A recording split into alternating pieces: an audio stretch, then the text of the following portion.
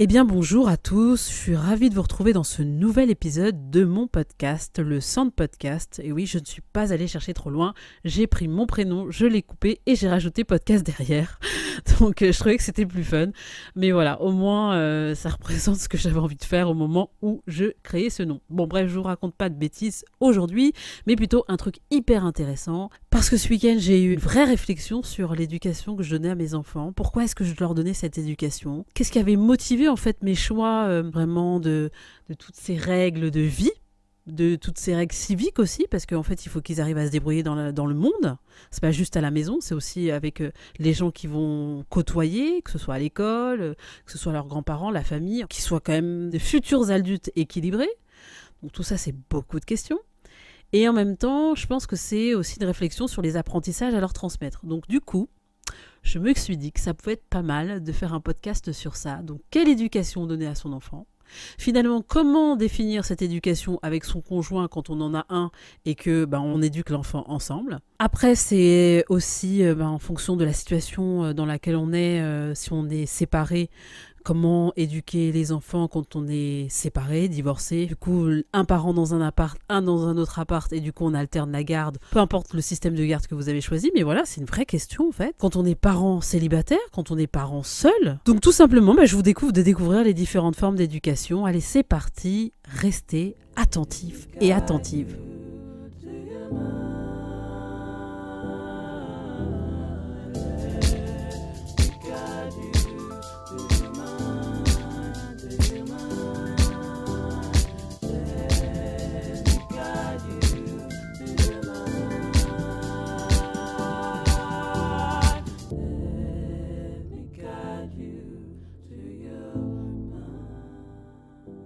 Alors pour pouvoir mieux vous parler de ce sujet, j'ai quand même fait quelques recherches parce que bien que j'ai défini mes propres recettes, comme chacun définit ses propres recettes, qui sont liées d'ailleurs souvent à la perception qu'on a eue de son éducation. Je dis bien perception parce que comme le temps est passé, ce n'est plus qu'une perception de l'histoire qu'on a vécue avec ses parents. Elle n'est pas tout à fait juste parce que ce sont des souvenirs.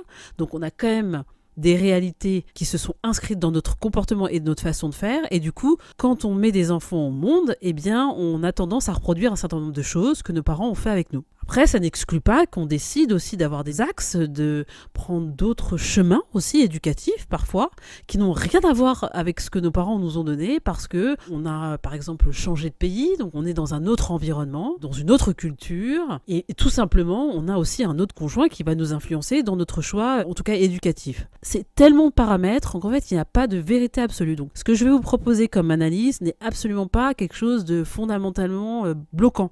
Vous n'avez pas à vous mettre dans une case.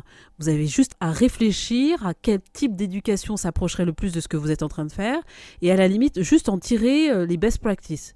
Faites ce que vous voulez, il n'y a pas de règles pour l'éducation des enfants. Je veux vraiment pas que vous soyez bloqués là-dessus. La première chose sur laquelle je suis tombée, c'est l'éducation autoritaire. Alors, qu'est-ce que l'éducation autoritaire ? C'est une éducation où finalement, la décision est descendante. Le parent donne une information à l'enfant. Il ne cherche pas trop à savoir si ça plaît pas. L'enfant exécute et il n'y a pas de discussion possible. Just do it ! Il n'y a pas de prise en considération de ce qu'il est, de ce qu'il veut, de ce qu'il pense, de ce qu'il aime, de son état émotionnel. Rien. Donc, autorité, parfois même poussé vers de l'autoritarisme avec des parents qui sont vraiment intransigeants. Il n'y a pas du tout d'émotionnel même dans ce type d'éducation. Et souvent, ça peut même aller plus loin. Donc il y a cette autorité verbale qui peut être effrayante pour l'enfant même d'ailleurs, quand elle est vraiment poussée à son paroxysme. Et ensuite, la sanction physique. Ça, c'est pas du tout un mode d'éducation qui me paraît efficient. En tout cas, c'est pas celui que j'ai choisi d'avoir avec mes enfants. Et mon avis a particulièrement changé quand au début, je pensais de manière peut-être un peu stupide d'ailleurs, que donner des fessées, c'était bien en fait.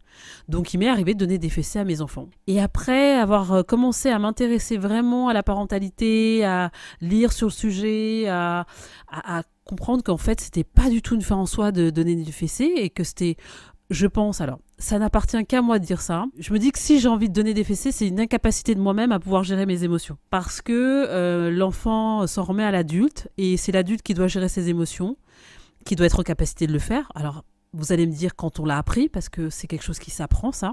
Mais c'est vrai que au jour d'aujourd'hui, mes enfants peuvent me pousser à bout Mais ils le font pas parce que j'ai appris aussi à leur expliquer qu'on fait pas ça. Mais si jamais ils le font, là en même temps que je vous parle, j'en ai une qui l'a fait tout à l'heure, j'arrive vraiment à pas du tout passer du côté obscur de la force, comme dirait Darvador. Le pouvoir du côté obscur. Bref, non mais j'arrive à pas passer du côté obscur de la force et surtout à pas lever la main, quoi. C'est-à-dire passer dans ce mode où on est tellement poussé à bout qu'on a envie de leur mettre une fessée, une claque, ce que vous voulez. Donc j'entends cette phase où l'enfant, mes enfants me poussent à bout, je le vois, je le ressens, mais j'ai une gestion claire et nette qui est de me dire, ok Sandra, tu gères tes émotions, tu te démerdes en fait. T'as pas à lever la main sur eux, parce que en fait, tu te mettrais dans une situation complexe vis-à-vis d'eux. Et surtout, je pense fondamentalement que plus on donne des fessées, plus on en donne, et plus on en donne, et plus on en donne, et en fait, ça ne s'arrête jamais. Je suis pas trop pour ce type d'éducation, mais enfin voilà. Les gens qui considèrent que ça a été efficient pour eux, efficient pour leurs enfants, et que ça leur a donné une bonne éducation, c'est ok, c'est fine, chacun pense ce qu'il veut.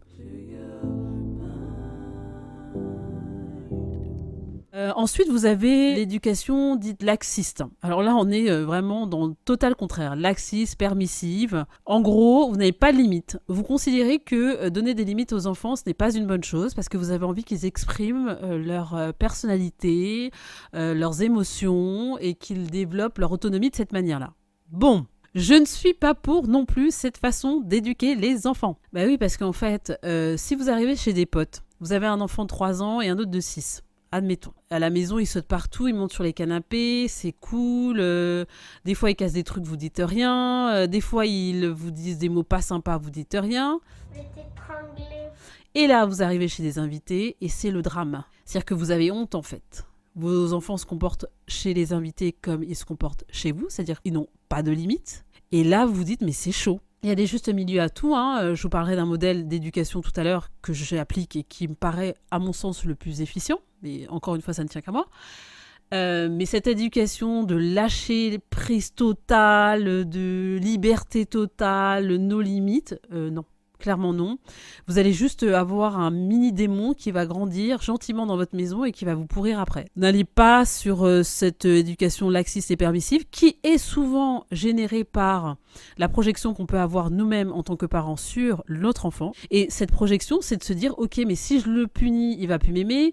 Si je fais truc, il va penser que je l'aime pas, et ainsi de suite. C'est faux.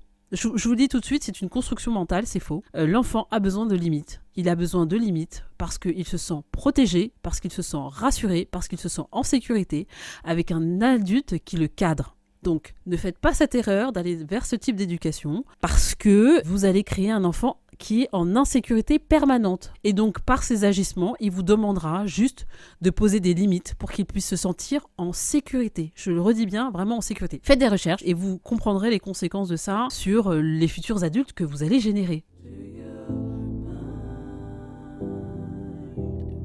Ensuite, l'éducation, je dirais, super protectrice. Alors, n'oublions pas, en fait, j'ai parlé tout à l'heure de projection. J'ai écouté une conférence la dernière fois, j'en écoute beaucoup sur l'éducation des enfants pour essayer de comprendre, parce qu'il y a toujours plein de choses et en vrai, les enfants grandissent et on n'a jamais la vérité absolue dans tout ça. Donc, j'ai beaucoup d'humilité sur la façon dont j'élève les enfants et la façon dont je pourrais m'améliorer, vraiment. Et il y avait une intervenante qui expliquait, quand on regarde ces enfants, il y a cette capacité à pouvoir projeter dans les enfants nos mini-moi.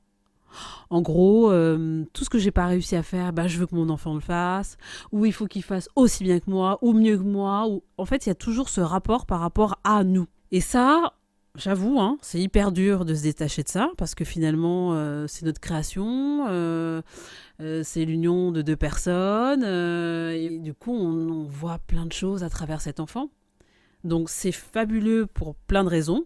Ça l'est beaucoup moins pour plein d'autres raisons. Vous commencez à mettre la pression à votre enfant pour qu'il ait une carrière professionnelle bien particulière. Dis-toi bien dans ta tête que tu seras jamais une actrice. Tu m'entends, ma fille? Jamais. Ou qu'il fasse une activité, qu'il se mette à fond dedans, qu'il devienne le meilleur, et vous lui mettez la pression pour qu'il devienne le meilleur. Ou enfin X choses que vous lui imposez, sachez qu'il va le faire pour vous faire plaisir les 99% du temps. L'enfant sent très rapidement que pour se faire aimer, il doit faire plaisir à son parent. Voilà, c'est totalement naturel et normal. Et vous ne devez juste pas profiter de ça pour projeter vos envies, vos désirs et toute forme de choses qui peuvent être plus denses et plus difficiles à supporter pour un enfant. Mais vous devez vous devez essayer, je dis bien essayer, de ne pas faire ça sur votre enfant, parce que c'est compliqué pour lui après derrière de se construire en tant qu'adulte, de faire ses propres choix et de s'épanouir. C'est vraiment très très important ce que je suis en train de vous dire. Donc voilà, moi sachez que c'est un travail que je fais au quotidien parce que quand on a son premier enfant et il s'avère que ce premier enfant est un garçon, on peut projeter sur lui l'homme idéal. Voilà, le complexe d'Oedipe avec toutes les particularités. Et puis de même, quand un papa a sa première fille, eh bien il peut projeter en elle la femme idéale. Voilà, ça c'est d'autres choses qui sont, je pense, très communes. Hein. C'est juste qu'il ne faut pas entretenir ça et qu'il faut à un moment donné mettre des limites à ce type de relation entre le parent et l'enfant. Après, vous avez une autre éducation qui est difficile pour moi à évoquer, mais je pense que c'est important d'en parler. C'est l'éducation aliénante. Et là, on est dans une situation où vous êtes en couple avec une personne et en fait ça se passe très mal. Vous utilisez vos enfants comme intermédiaires de torture psychologique. Je m'explique. Vous prenez les enfants au centre d'une discussion, ils sont mis à partie alors que vous avez un problème avec votre conjoint ou votre conjointe, avec des colères monstrueuses qui peuvent être traumatisantes pour eux. Qu'on te fasse ce que tu as. Ils assistent à tout ça en fait et en même temps ils sont baladés d'un camp à un autre avec des parents qui viennent, par exemple je sais pas moi, le papa vient prendre l'enfant et pendant que sa mère est pas là, il raconte à son fils ou à sa fille que sa mère est désagréable, c'est une conne et que ce qu'elle fait c'est de la merde. Et imaginez si la maman de son côté fait la même chose concernant le papa. Enfin, moi il y a un seul truc que j'ai à vous dire, c'est que même si vous embrouillez avec votre mec ou votre nana ou votre femme ou votre mari, vraiment essayez de ne pas faire ça devant les enfants. Ça, c'est le truc le plus difficile à faire parce qu'en fait, il y a un moment donné où la pression monte et vous avez juste envie de péter un câble et en fait, vous contrôlez plus. Donc, en fait, les enfants assistent à ça. Et quand c'est très, très récurrent, ça peut être traumatisant pour eux. Et l'autre chose, ne parlez jamais mal de votre conjoint ou en tout cas de votre ex-conjoint, en tout cas le père ou la mère de votre enfant, devant votre enfant. Je trouve ça complètement déraisonnable de faire un truc pareil. Ça, pour le coup, s'il y a bien quelque chose que je n'ai jamais fait avec mes enfants, c'était de mal parler de leur père. Jamais, en fait. Jamais, jamais, jamais. Parce qu'en fait, c'est traumatisant pour eux. Hein. Je redis le mot traumatisme. Vous leur mettez un point de vue dans la tête de l'enfant qui n'est pas le point de vue qu'il devrait avoir. C'est juste vous et vos problématiques avec votre conjoint. Vous et vous, quoi. Ça construit des adultes pas du tout équilibrés. Donc faites juste attention à ça, soyez vigilants. Je pense que ça s'entend en fait. À partir du moment où vous avez conscience de ça, c'est pour ça que je fais ce podcast pour vous expliquer ces différentes formes d'éducation. À partir du moment où vous avez conscience de ça, vous allez mieux vous entendre, parler, et vous allez mieux appréhender en fait cette nouvelle façon de communiquer et avec votre conjoint, devant vos enfants, et avec vos enfants. Donc vraiment, je vous invite à faire attention à ça. Bon, je vous ai gardé le dernier modèle d'éducation pour la fin, c'est l'éducation autoritaire, positive, bienveillante. Yes. Alors, le mot autoritaire a été mis parce qu'il fallait quand même à un moment donné fixer des limites. Je dirais plutôt une éducation avec des limites dans la positive attitude et bienveillante, comme ça on enlève le mot autoritaire. Et ça, c'est vraiment l'éducation que j'applique. Je les écoute, donc j'entends leur point de vue. Ce que je fais, c'est en général, c'est je les laisse s'exprimer, me dire ce qu'ils ressentent. Ça, c'est très important parce que parfois, je me plante en fait dans mon analyse de la situation. Surtout dans les fratries où potentiellement, il y en a un qui a fait une bêtise, qui ne veut pas le dire et du coup, c'est l'autre que vous engueulez alors qu'il y est pour rien. Donc ça, c'est des trucs qui arrivent très souvent, je vous le dis tout de suite. J'essaie quand même de leur demander qu'est-ce qui s'est passé, qu'ils m'expliquent, qu'ils me donnent les faits avec leurs propres mots, quand ils sont en âge de parler, mais même quand ils sont petits, en fait, il ne faut vraiment pas hésiter à mettre en place cet exercice dès le plus jeune âge. Mais c'est vrai que je prends quand même le temps d'écouter, d'observer, de comprendre la situation avant de...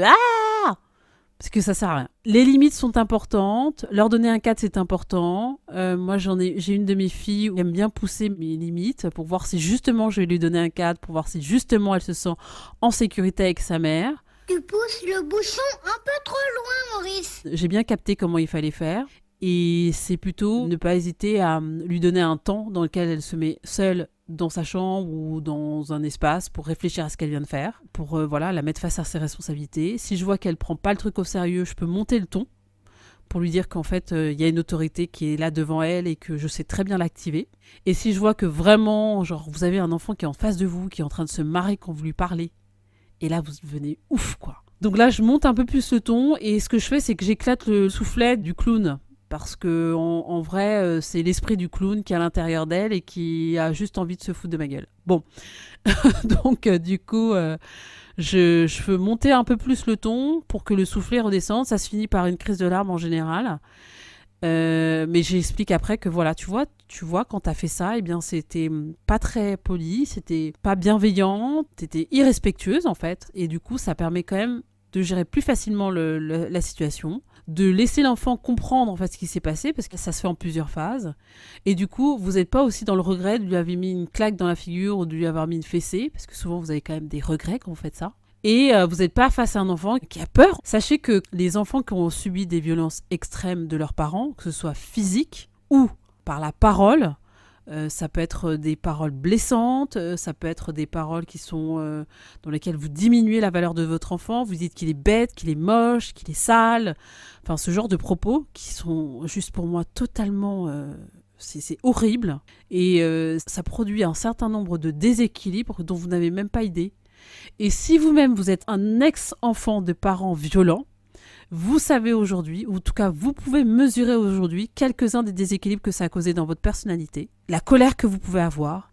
Et si vous ne le savez pas, il y a des gens qui ont aussi eu le courage en tout cas d'aller suivre une thérapie, parce que c'est vraiment destructeur. Donc soyez des parents autoritaires, mais dans la bienveillance et dans la positivité. Et ça marche très très bien. J'ai des enfants qui sont bien éduqués, qui sont respectueux des règles et du cadre. Et quand ils ne le sont pas, eh bien je leur explique.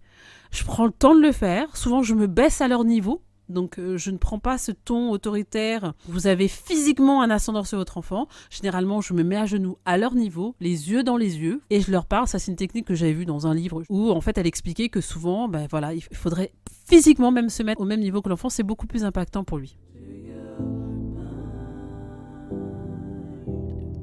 Alors, j'aimerais terminer ce podcast en vous parlant quand même des apprentissages, c'est quand même important. Vous avez différentes formes d'apprentissage, ça peut commencer très très tôt. Bien évidemment, vous avez envie d'une chose quand l'enfant naît très rapidement, vers les 1 an, en tout cas vers 12 mois, vous avez envie qu'il marche. Donc ça, c'est tous les apprentissages des moteurs. Donc marcher, s'asseoir, se tenir dans une position où l'enfant maîtrise son corps dans l'espace. Ensuite, vous avez les apprentissages verbaux. Donc dits verbaux lexicaux, donc tout ce qui est autour de la parole, de la langue, des mots. Pareil, ce n'est que la répétition. Alors on appelle ça les neurones miroirs. C'est pas valable que pour la parole, c'est valable pour tout ce que vous faites en vrai. L'enfant va beaucoup observer comment vous vous comportez et il va faire reproduire la même chose. Et il fera ça tout au long de sa vie finalement sur plein de comportements et d'habitudes qu'il aura au quotidien, même en tant que futur adulte. Et du coup, soyez vigilants à ce que vous dites, ce que vous faites, comment vous vous tenez, comment vous parlez, les mots que vous utilisez, parce qu'en fait, votre enfant va répéter et faire la même chose. Donc si à un moment donné, vous trouvez qu'il est mal poli, Je vais t'arracher les yeux, tête du cul. et qu'il ne se tient pas bien à table, interrogez-vous sur le fait que vous soyez peut-être mal poli et que vous tenez mal à table. Non mais sérieusement, moi je me suis retrouvée à faire des reproches à mes gosses, et en fait à regarder bien précisément, et à me dire, en fait c'est moi qui fais de la merde. En fait, il y est pour rien, ou elle y est pour rien. Elle reproduit juste ce qu'elle voit que je fais. Et là, vous avez juste les boules, quoi. Ça vous met une gifle d'enfer. Donc, je peux pas être exemplaire parce que en fait, je suis un être humain et que je fais aussi des bêtises et des conneries. Donc, c'est ok. Maintenant, j'essaie quand même de faire extrêmement gaffe. Et puis, quand je reproche quelque chose à mes enfants, je me remets en question, en fait. Vous avez également l'apprentissage de tout ce qui concerne les concepts. Alors, ça, c'est une notion qui me paraît très vague, mais en tout cas, ce que j'essaye de faire, c'est quand, par exemple, mes enfants me posent beaucoup de questions sur la compréhension par rapport aux mots que j'utilise, parce que je les ai habitués à faire ça. Donc, quand ils ne comprennent pas un mot, ils me demandent ce que c'est. Et moi, même quand je ne sais pas ce que c'est, je vais regarder dans le dictionnaire ou je vais regarder sur Google. Parce qu'il est important que vos enfants comprennent les mots qu'ils utilisent, et s'ils ne les comprennent pas, il est important qu'ils vous posent la question. Donc ça, c'est vraiment pour moi une base d'éducation. Après, il y a l'apprentissage des concepts. Alors, à quel âge on commence l'apprentissage des concepts de la vie ? Ça, honnêtement, je n'en sais rien. Tout ce que je sais, c'est qu'au fur et à mesure que mes enfants me posaient des questions sur pourquoi ceci, et pourquoi cela, et pourquoi cela, vous savez, ce truc qui vous rend dingue quand vous êtes fatigué, que tout le monde vous pose des questions sur tout et que vous dites en même temps que c'est bien qu'ils aient une curiosité, donc vous allez leur répondre. Mais parfois je leur dis écoutez, maman est fatiguée là, stop. Mais globalement je suis ok pour tout leur expliquer en fait. Je me dis qu'il ne doit pas y avoir de tabou. Donc c'est particulier, ça vous demande une résilience de dingue, ça vous demande de prendre une grande respiration parfois et dire c'est pas grave, je vais répondre. Notamment la dernière fois, mon fils me demandait ce que c'était les matrices. Donc il a vu le film Matrix. J'ai pu lui expliquer parce qu'on voit beaucoup de films ensemble. Donc du coup il est quand même câblé sur pas mal de choses. Mais typiquement voilà, c'est le genre de questions. Ou alors c'est quoi le concept de l'ego ? Par exemple. Alors moi j'ai des enfants qui sont bercés dans l'apprentissage permanent parce que c'est ce que je fais aussi dans mon quotidien. J'apprends au moins une chose nouvelle par jour. Et du coup j'ai ma fille qui m'a demandé cet après-midi ce que c'était le growth mindset. Bon, elle a 6 ans. C'est vrai que tous les enfants ne posent pas ce type de questions. Comme j'ai une entreprise et qu'on est entouré de... Enfin, mes sœurs, etc., tout le monde est dans le game des startups et on parle avec des mots de start-upers et compagnie, en fait, ils se retrouvent à utiliser ces mots aussi. Donc, comme ils ne les comprennent pas et que je leur expliquais rapidement que quand vous ne comprenez pas un truc que vous demandez, eh bien, cet après-midi, on a expliqué à ma fille de 6 ans ce que c'était un growth mindset. Et elle l'a très bien compris et elle nous l'a réexpliqué ce soir et on était bluffés. Blague à part, il y a quand même des cours qui sont donnés. Je crois que j'avais trouvé un site qui expliquait le growth mindset versus fixed mindset aux enfants.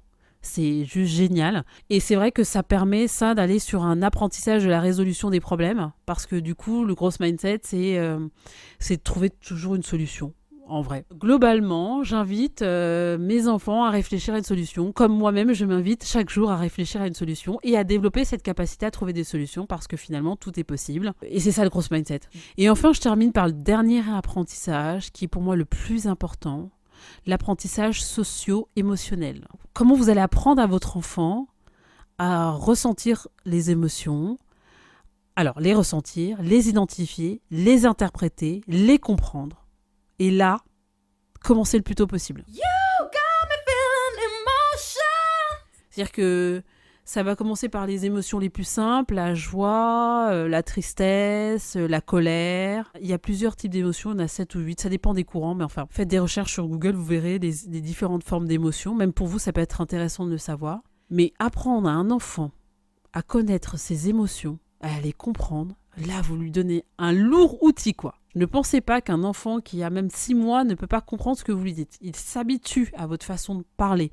Il s'habitue à votre façon de penser. Et du coup, vous allez voir qu'à un moment donné, vous allez parler d'un truc et vous allez vous rendre compte qu'il comprend. Mais parce qu'en fait, ça fait des mois que vous lui répétez les mêmes choses. Et c'est ça qui est le plus dur finalement dans l'éducation des enfants, c'est la répétition. Parce que finalement, vous vous dites, mais je vais jamais y arriver. Ça fait 50 fois que je répète le truc, il comprend pas. Ben non, en fait, c'est juste que l'apprentissage passe par la répétition. D'ailleurs, vous avez aujourd'hui beaucoup de logiciels d'éducation, d'apprentissage même des langues par exemple, qui s'appelle Cerego, et il est basé sur le fait de vous rappeler qu'à un moment donné, si vous ne révisez pas les connaissances que vous avez acquises il y a peut-être 12 heures, 24 heures ou 48 heures, il a un algorithme qui est assez sympa pour vous rappeler en fait de revenir réviser. Tout ça c'est basé sur le fait que votre cerveau il fonctionne comme ça, il a besoin qu'on vous rappelle les choses, surtout les nouvelles choses, les nouvelles compétences, les nouvelles acquisitions. Donc c'est normal, ne vous stressez pas, c'est normal. Et bien voilà, je crois que j'ai fait le tour des différentes éducations que vous pouvez donner à vos enfants, des différents apprentissages que vous pouvez leur donner. Je pense fondamentalement que tout est possible. Je pense fondamentalement que si vous sentez à l'intérieur de vous que vous devez aller faire ce chemin, allez-y. Si vous sentez que vous allez donner un équilibre à votre enfant, allez-y. Vous posez pas 10 milliards de questions. Tant que vous avez une dimension bienveillante, une dimension positive, une dimension dans laquelle vous envisagez l'environnement émotionnel de votre enfant, eh bien allez-y. Voilà. Et n'écoutez pas les 10 000 conseils des 10 000 gens autour de vous parce que finalement, c'est votre enfant et votre intuition, votre cœur, je parle avec beaucoup d'émotion là, mais votre cœur sera mieux que quiconque comment vous devez éduquer votre enfant.